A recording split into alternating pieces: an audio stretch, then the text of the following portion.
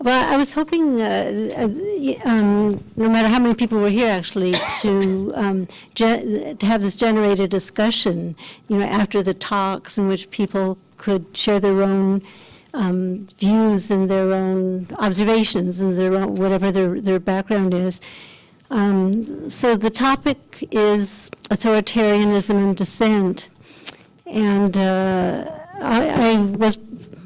I guess after we have a little go around, I'll elaborate on how I thought it might be usefully categorized in a way, because it's quite a broad topic that has, people can talk about it at many different levels in terms of personal experiences as well as observations of society, your knowledge of history and so on and so forth.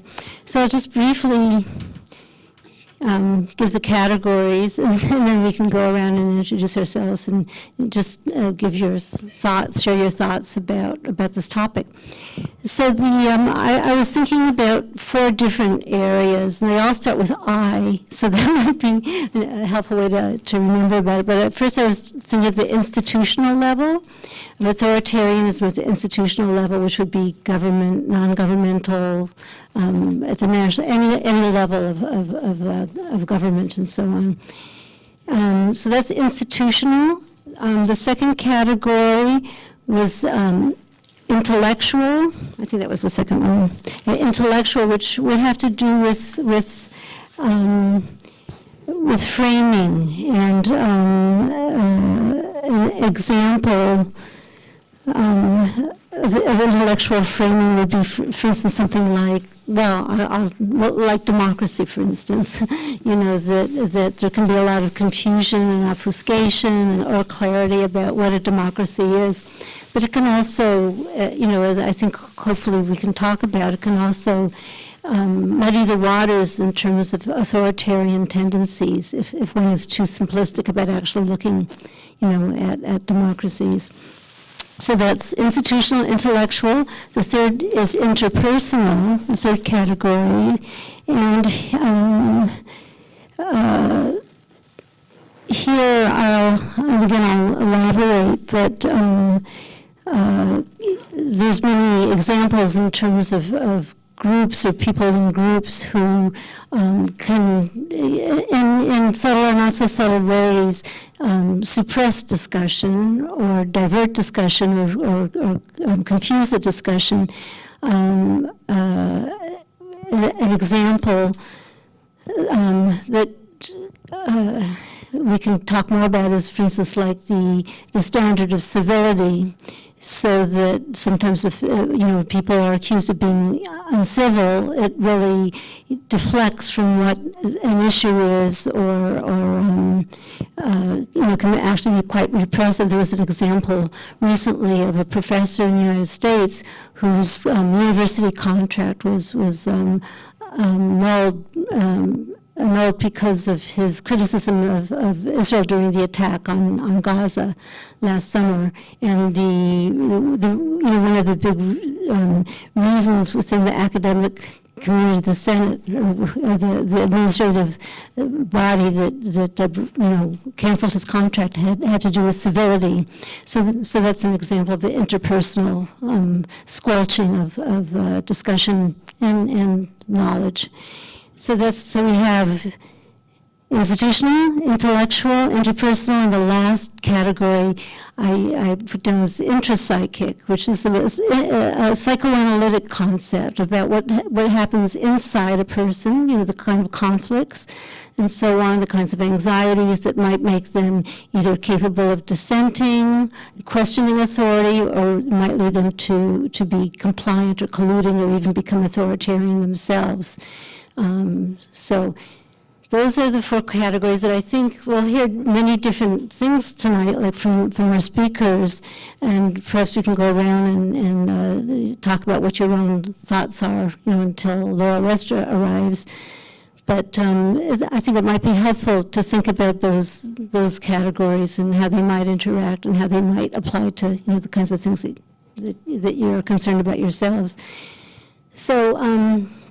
So why don't we go around and introduce ourselves? My name is Judy Deutsch, and I've been very active in a number of organizations, social justice issues. This talk is through Science for Peace. I've also been working more with Center for Social Justice and Independent Jewish Voices, and on many, many causes like climate justice and so on, nuclear weapons. So I'll let Vanessa. So Ani Boju, Vanessa Gray, Indigenous Cause, Aamjiwnaang Makwa Nindodo, Anishinaabe Now. So I'm Vanessa. I'm from the Aamjiwnaang First Nation, and I do a lot of work with the group in Aamjiwnaang called Aamjiwnaang and Sarnia Against Pipelines. So our work started around the Line 9 movement that has grown since we started a few years ago, and we were quite, ASAP was quite active during the Our Memoir movement. Ani Buju, Gunzikari Indigenous Cause, Makwa and Dodam, Aamjiwnaang Dunjaba, Anishinaabe now. So when I do my introduction, I'm not just doing it to you in my own language, I'm doing it to call the spirits closer, because we're a very spiritual people, as you would call us. So it's not only recognizing the people that are physically in this room that can understand the language, but not only that, anyone else that may understand the language. So what I said was, hi, hello, my name is Lindsay Gray. I am Bear Clan. I am from the Aamjiwnaang community, and I am Anishinaabe. Anyway, today is an auspicious day. I don't know whether you people realize that. First of all, you might say, well, it is my own feelings about this, but the papal encyclical has come out today, which in the first chapter apparently praises ecological integrity and its importance, and that is something I have been working on for 23 years with a group, and published books inspired by that, 33 of them. The 33rd is circulating now. It just came out last month on the question of refugees and asylum seekers. And you must realize, though, that while Europe is grappling with the horrors of thousands and thousands and thousands of people, the ones who are mostly guilty for fomenting those wars that create a good portion, and for creating the starvation that creates the rest, are the U.S. Do you hear a word from them about supporting the refugees, about giving money? Forget it. Then it is an auspicious year. I don't know if you realize that, but it is 800 years from the enactment of the Magna Carta. Not the signing, but the affixing of King John's seal. And that is not even so important, because the Magna Carta primarily gave some rights to barons rather than kings. But 2 years later, in 2017, the Charter of the Forest came up. Now that is the first document, the first legal document that gave people's rights to the forest, to the natural resources. We need to wait until the First Nations before we hear that kind of language again. And I'm talking about 1217. The language is very difficult. I don't understand some of the words. If any of you know Old English, I would really appreciate some explanations. But it's fascinating reading, and it's very appropriate now, because the Magna Carta and the Charter of the Forest came together. I think it's 1225, but don't cite me on that. So, for all that, I think it's particularly important today that we look at what is happening, and I'm going to start. I've been told by the boss over here what I'm allowed to say and what not. This instead was ad lib, but I think I was justified in so doing. So, let's start with the one that's most famous right now, I think, the Occupy movement. I think it's a movement that really shows clearly what we should be revolting against, because where are they? Are they next to a government office? Not at all. The Occupy movement in the street was next to Wall Street. So that's where the problem is. That's where the rot comes from. And yes, it's not only rot in the States, it's rot in the one First Nation that I've studied best and that I show best to my students, the Aamjiwnaang First Nation, where all Sarnia, Chemical Alley is full of corporations. Yeah, no, not government offices. Corporations that test in-house products that produce and wreak havoc on the health of the area people, right? So that is why it's so appropriate the protest should take place in front of corporation area, and what better than Wall Street, okay? Now, according to Thomas Aquinas, which I'm sure I haven't had a chance to read it all because I was working on something else. I'm leaving for Italy next Friday again, so I'm a little bit under the gun, but a ruler who imposes laws that are against the people's own rights is not a ruler. That's why revolt against authority means this is when it's the time not only to stop obeying, but also to actively fight against it. And I'm talking about Thomas Aquinas. This is not Al Jazeera. This is not ISIS. This is somebody who says fight, and he's a 1300, 14th century saint. Okay? All right. What am I allowed to talk next? 7.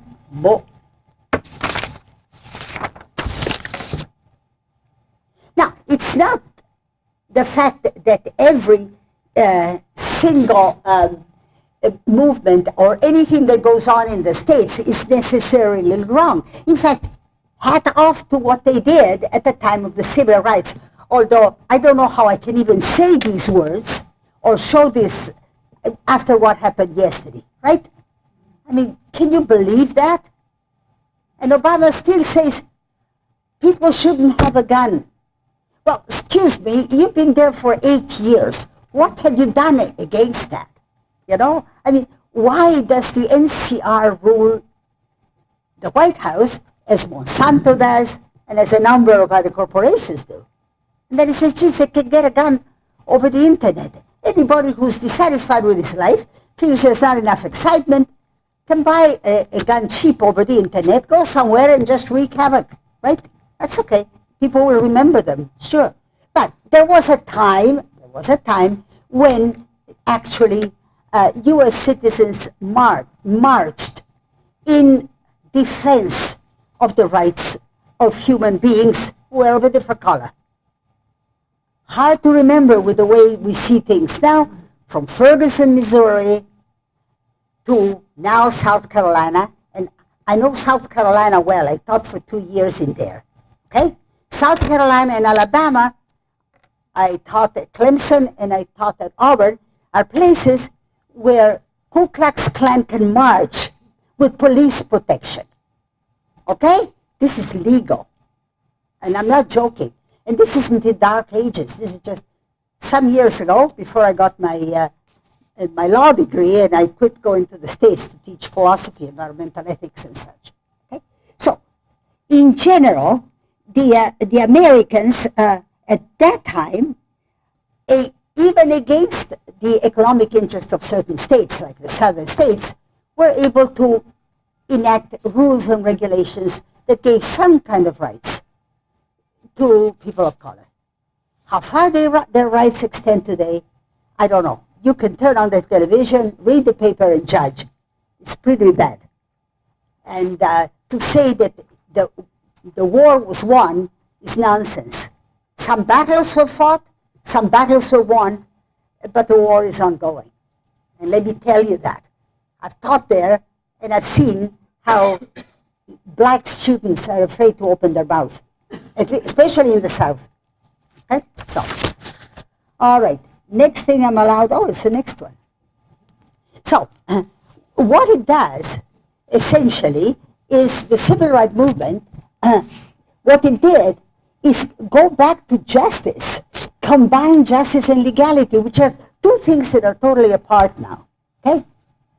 And if not totally apart, too far apart to make sense, okay?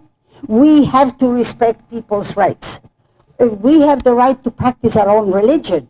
We have the right to elect democratic judgments and elect democratic governments to govern the people. People can choose. All of these are things that are said, they're on paper, but in essence, unless the government that is picked, be in the Middle East, be somewhere else, pleases the US essentially, it doesn't fly.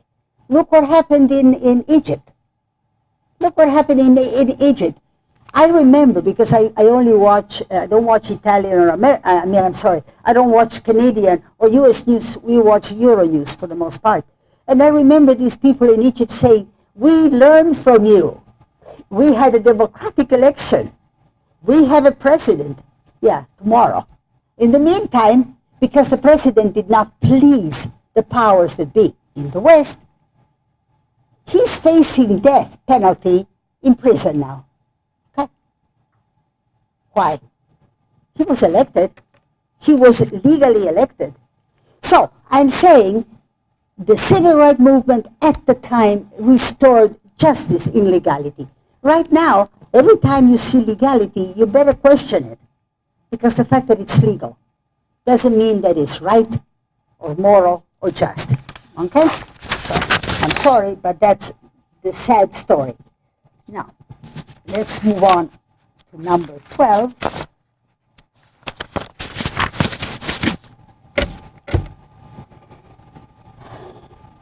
Where did my thing, oh yeah, sorry.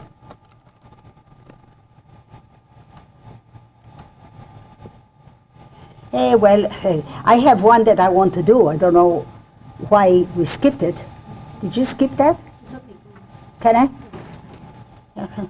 I'm trying to follow orders, but on the other hand, even authority has its limits, has that. Okay, so I'm saying the Idle No More was a wonderful movement. The Crown's obligations were forgotten. I can't believe that. Harper tried to say these are simply local issues. In fact, he even had the police stop them because he said they impede traffic. That very traffic in Windsor, which a student from OISE in 2005 did a wonderful film about, called Toxic Trespass. They've opened the second bridge. I know because I taught in Windsor last fall semester. And the traffic there is atrocious. But Harper was not concerned about the effect on the health of the citizens of Windsor or Sarnia or the Aamjiwnaang First Nation. No, he's concerned with the fact that the Idle No More movement somehow impeded temporarily traffic. That was illegal. Everything else is perfectly legal. Just but perfectly legal. So, the most important point anyway is the one of section 35.1. And on the underlying principles, they're dating back to the Royal Proclamation of 1763, and it's emphasized in several cases. R.V. Sparrow and others. It's the Crown's fiduciary duty, and the Aboriginal people's right to their lands are based on principles, not on specific examples. They are universally valid, despite the attempts found in some cases to restrict and specify them as distinctive or specific to this or that national culture, as they did in the Vanderpeet test. The cases deal with individual hunters or fishers, but the main point is that the basis for all these individual, so-called individual rights is one. And Harper seemed to forget the fact that it is in our Constitution as Section 35.1. You can't forget that. It's there, okay? And so to ignore it, it's not a little mistake that can be forgiven. Okay, I'm now going to talk about transnational citizens. Now, international law this part now moves on to the rest of the world, because while we have some kind of respect, at least on paper, for First Nations, that is to say for indigenous peoples, this does not exist everywhere in the world, certainly not in the States in the same way. Not that ours is worth much, but in the States it doesn't even exist on paper, and internationally we have to go back to simply respect for human dignity, which is very hard to find in international law even now. And unfortunately, international law after the World War II actually tried to move from states international, it's between nations, no, but to also respect the individual rights of citizens and of peoples, okay? And I'm saying that not only of single individuals, but of peoples, communities, and so on. But unfortunately, the transnational citizens, which is what they say we are now, because we no longer stick to our nationality with our admiration and our respect. In fact, most of us have transcended that kind of respect for our own national leaders a long time ago. Now, we seem to associate more with principles and issues that are supported by major international NGOs and associations. That's why at least Saskia Sassen calls us transnational citizens, and I think she's right on that point. So, may I? I don't remember. What is this?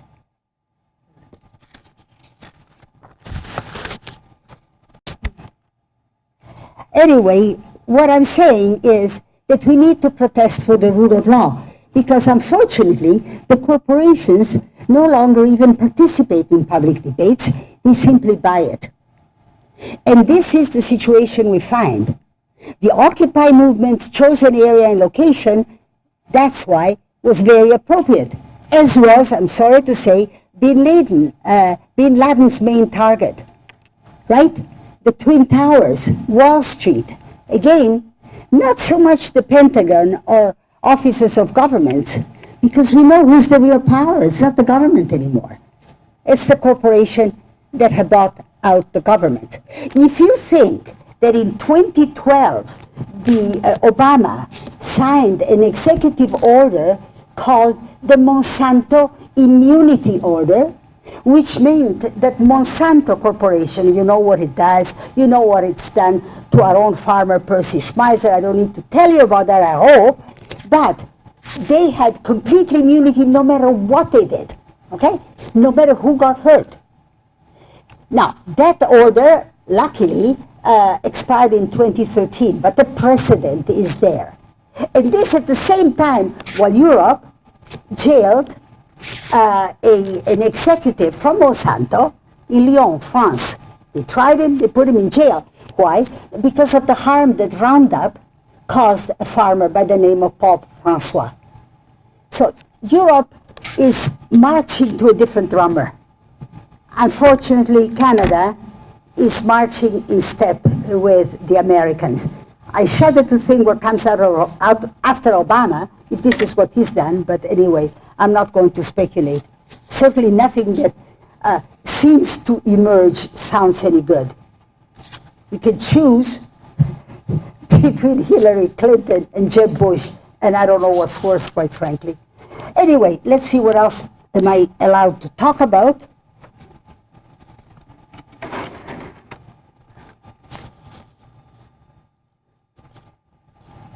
Did you want that one? Because the numbers are different or not. Okay. I'm saying that when people protest, and we see them protesting, they're not only agitating because they want to make noise, but rather they're agitating for the only thing that you have every right to defend, and that's yourself. Self-defense. So I think that the Idle No More movement was far too restrained for what the people, at least in the Windsor area, were going through, and many other areas. Okay? Their lives are at stake. there are not enough girls being born in that particular First Nation. It's boys. That means exposure to toxic is going on.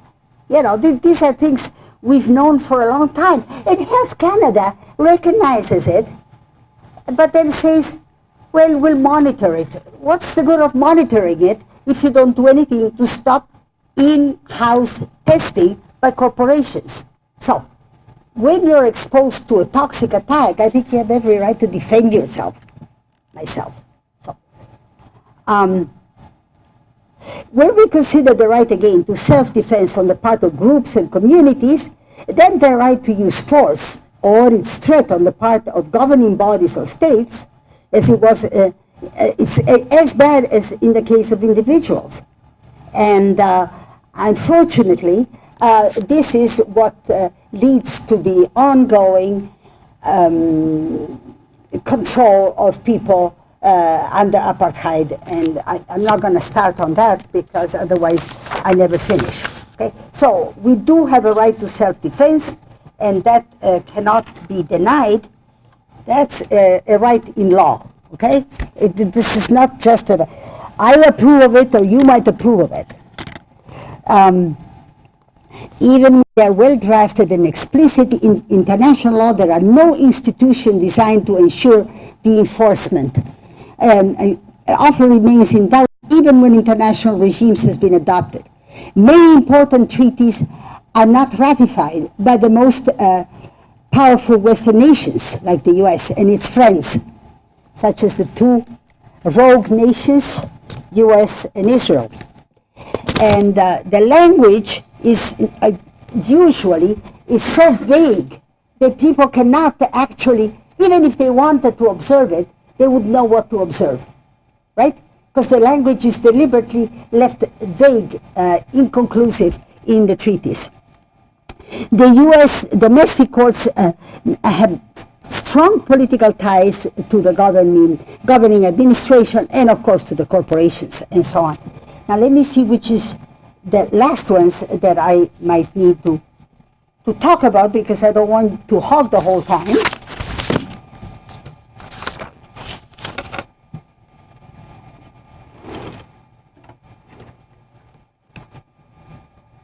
Well, I'd like to say just a word about this, to say that the violence that we're encountering is not the violence of this corporation or that government. It's structural. It is in the way, embedded in the way we are being governed, and there doesn't seem to be too much of a chance for redress. Honestly, I've protested once or twice, not often, but I don't see any response. In Europe, there is some kind of response to major protesting bodies, but that does not happen in Canada that I can see. And with this new bill that's just been passed, if they don't somehow manage to get it to be cancelled in some way or amended, then I'm afraid it's going to be really like the US, where the corporations and the government are identified. You attack a corporation, you are a terrorist attacking the government, and that's in law. Okay, that's the Terrorist Act of 2006. So, you know, this is something that is so embedded that it's very hard to say, to point the finger and say, well, we can fix that bad apple and the rest will fly. It doesn't, okay? And the victims are victims primarily of legal persons, which are the corporations of which I spoke. And I think I'm going to move on because I'd like to say that I won't even talk about drone attacks. How Obama self-righteously say, we have too many guns, we have to do something about that. But then, they're attacking his people. He's black, right? Three-quarter black, I mean, I don't know what you want to call it. But if somebody is of a different nationality, Muslim, then it doesn't count, right? You can splatter them with impunity, and they've been doing so. They've been doing so for the longest time. and nothing happens. Why? Because the Security Council is really governed by them. So there isn't much hope. Okay? So I would say sovereignty should change, and rather than be power to elect people that control borders, to erect walls, as the Pope says, build bridges, not walls. And unfortunately, that's what we find everywhere. Today, again, Euronews reported all the walls around the world. The Berlin Wall went down, thank you very much. Look how many others there are. Starting from the one between Palestine and Israel, but there are so many others.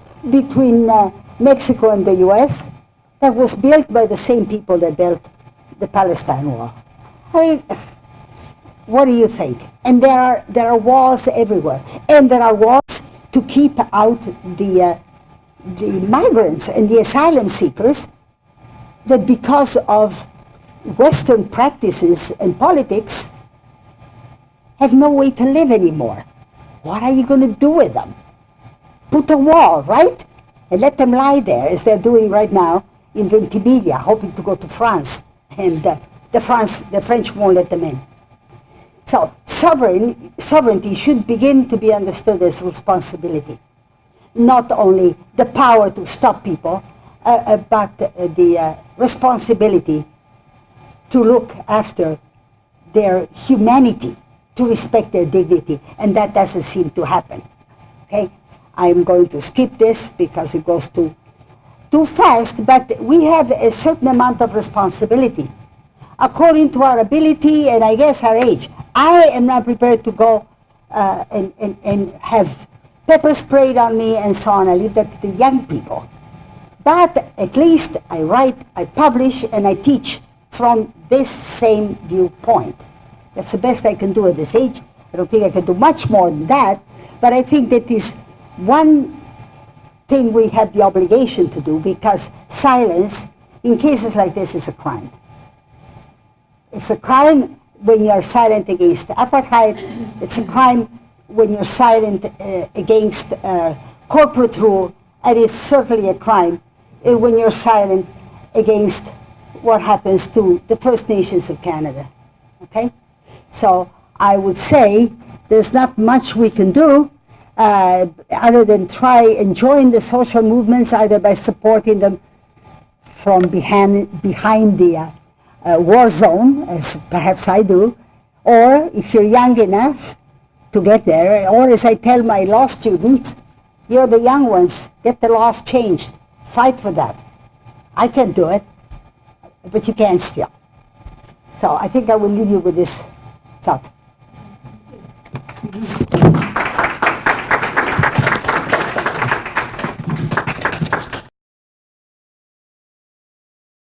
Keep talking. So again, my name is Vanessa, and I'm here with my sister Lindsay to talk about our journey in terms of the environmental and indigenous movement, and how this connects to authoritarianism.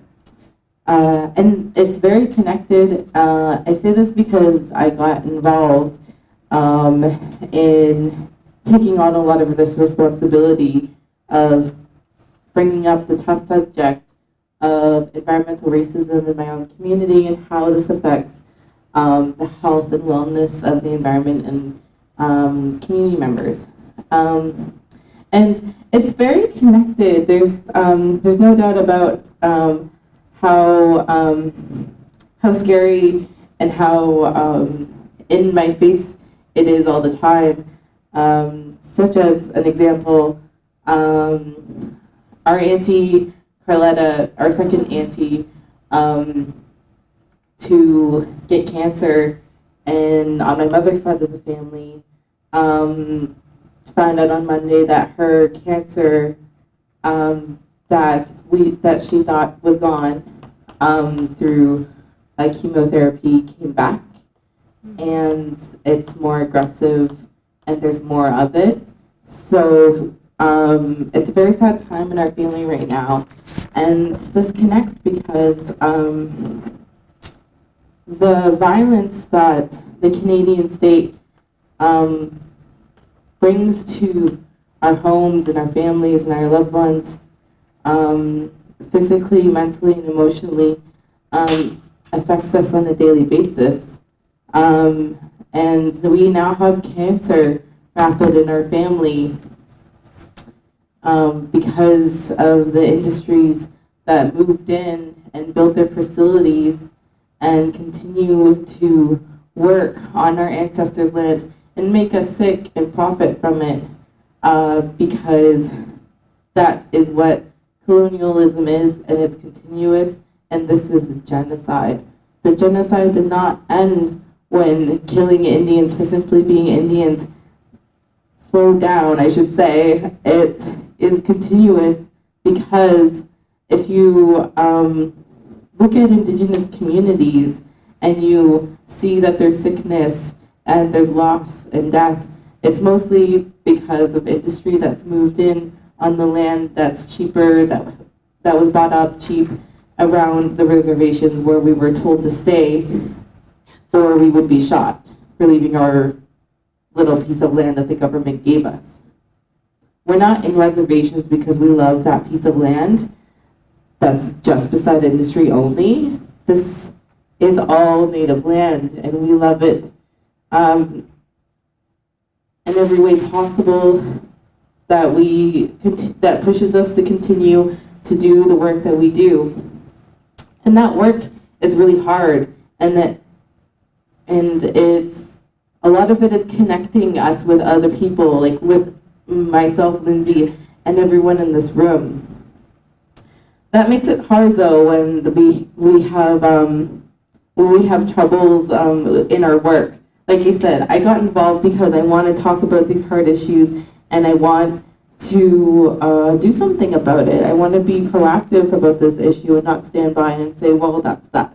We have a responsibility to the land and our ancestors, but things have come up in my experience of just focusing on the environment and the health that brought in people in my life that have taught me another lesson about authoritarianism and how it negatively affected me and how it just slowed me down in my quest for justice for my own community. And so this is why I'm saying that this connects to our struggle as far as the residential schools have been introduced in Canada. When we were taught to be ashamed to be Indigenous people, where we were told that we were dirty because we were brown and not white, and that you are somehow better or more worthy of love because you're white. And we were the savages, and we were taught to be ashamed of that. And that still affects us today, where older generations put us down for speaking up for the land and holding on to our teachings, which Lindsay will talk about, that have been guiding us on our journey to environmental justice for our community and for our land. And like I said, I'm here to talk about some of the experiences and that I have come across. I'm not coming here to say that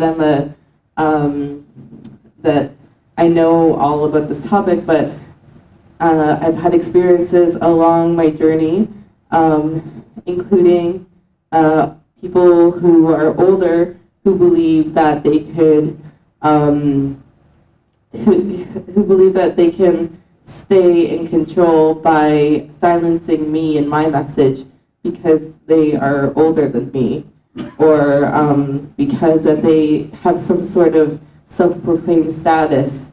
In my journey, that includes people who call themselves elders without practicing any of these teachings and pushing on messages onto myself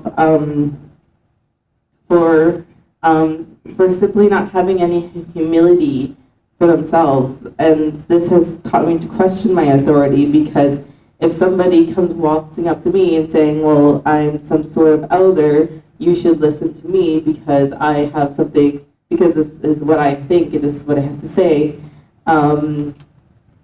And I have, like I said, I've had experiences where this has turned out negatively, and this has brought me to the conclusion that we have to question our authority and where that is coming from, because a lot of that is violence that has come off of the residential schools area of where Indigenous women are less valued than others. And because I'm an Indigenous woman, my message is somehow lesser than a man or an older person, when it is simply just following our 7 teachings that have been given to us. And I guess I'll let Lindsay talk about that right now. Hang on. Hey. So I guess great. Okay. So I'm here to talk a little bit about teachings that I have received. So a little bit of background. Me and Vanessa are from the Aamjiwnaang First Nation, and it's not a fully traditional community, especially from colonization and events leading up to Aamjiwnaang being really created. So we're not a full-on traditional community, and as you can see from some of these pictures, the industry doesn't make that easy for us to become a traditional people. So these teachings that I bring to you are being brought from all over kind of thing, but they are Anishinaabe teachings. And so they have come from elders that I actually do trust. And another thing I like to speak about with elders is the Anishinaabe teaching of an elder is simply put that an elder is someone who is older than you. But to say that blankly, that's not entirely what an elder is. And what I've come to over time to realize and to really assess myself is that a teacher is someone who's older than you, that you have decided, like you have a pool of people to pick from, to follow, kind of thing. So people that have lived more experiences than you and that are able to provide you with something, whether it's advice or a bad experience that has made you grow, kind of thing, and want to either change or do something different that they have done. But it's either way, it's giving you a teaching, sort of. And so elders are something that aren't supposed to be treated differently than anyone. So this is what we have here for the Anishinaabe. This is what we follow. These are our strong guidelines, and it's honesty, wisdom, humility, bravery, truth, respect, and love. So these are something that we follow day to day, whether it's making decisions or how it's treating people. So honesty and truth sound like the same thing, but if you really think about them, they're not. So truth is saying something truthful or living a truthful way, and then honesty is more of emotion kind of thing.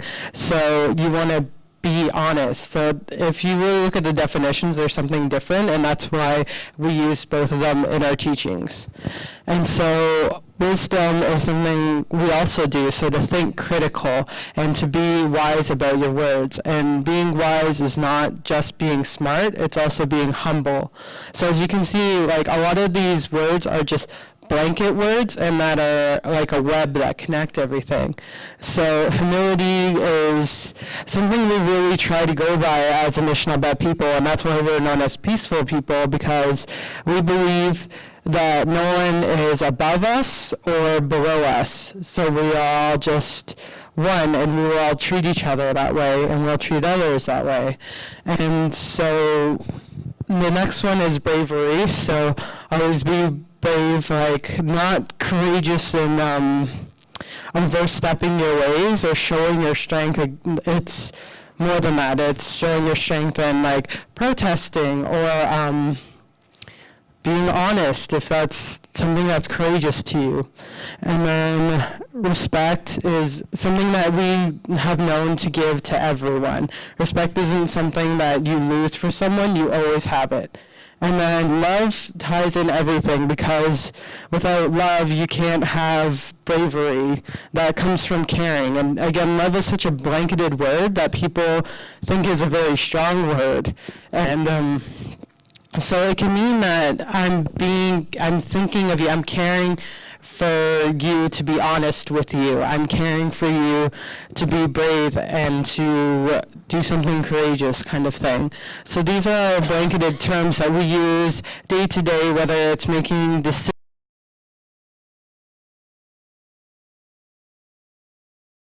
Move on to is the medicine wheel. And the medicine wheel has a lot of teachings within it. It's not just the colors that I'm showing you.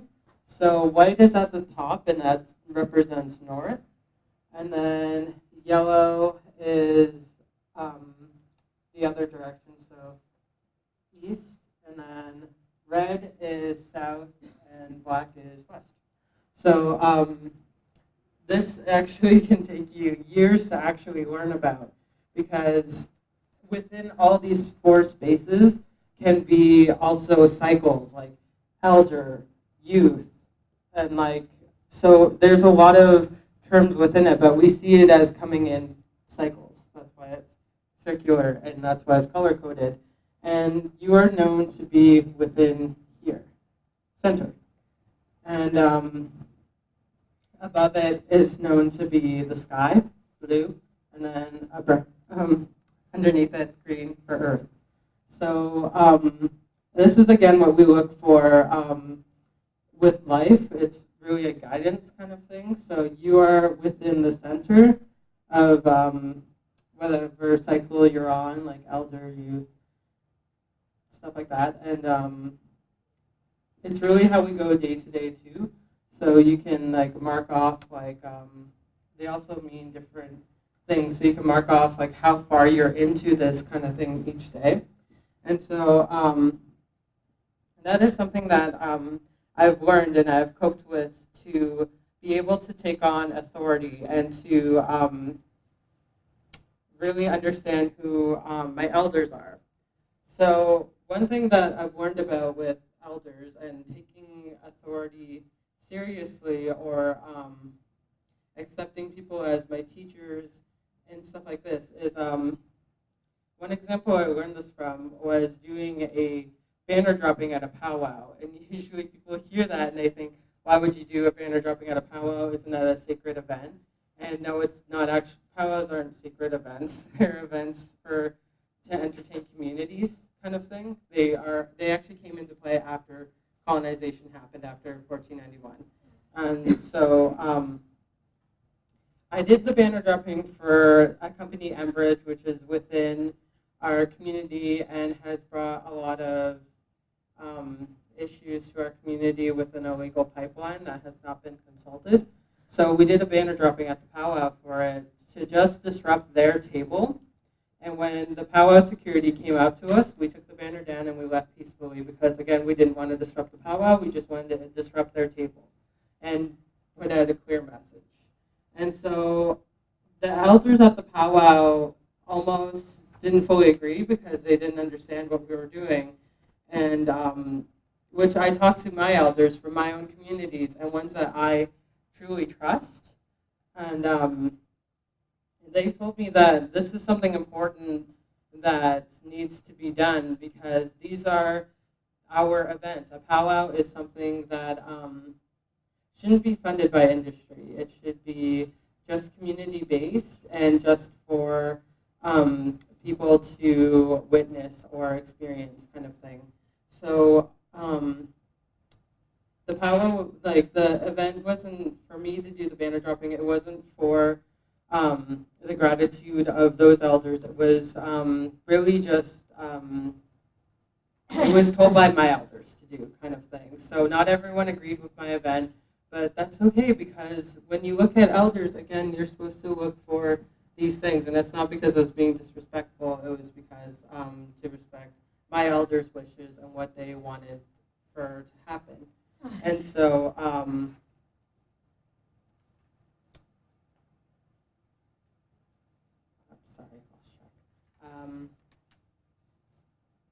so this is something I really like to teach when you're taking on elders again.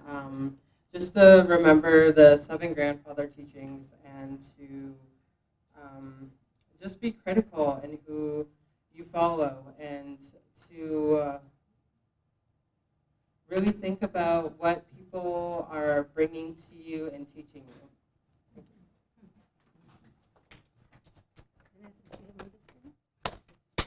No,